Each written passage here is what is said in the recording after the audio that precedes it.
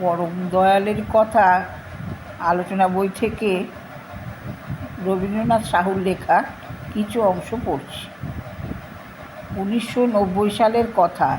আমি তখন বিহারের জামালপুরে রেলওয়ে ডিপার্টমেন্টে কাজ করতাম। আমরা যেখানে থাকতাম সেখানে সৎসঙ্গের ভাবধারা চালিয়ে যাওয়ার জন্য একটি সৎসঙ্গী গোষ্ঠী তৈরি করেছিলাম।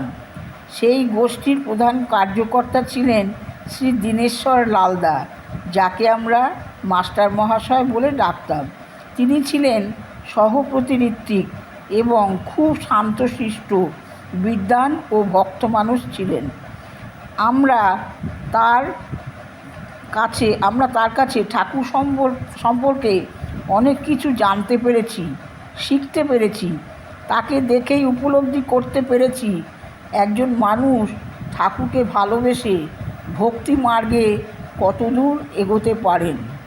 জয় গুরু, জয় গুরু, জয় গুরু। আলোচনা ফাল্গুন মাসের আলোচনা বই থেকে 228 পাতায়।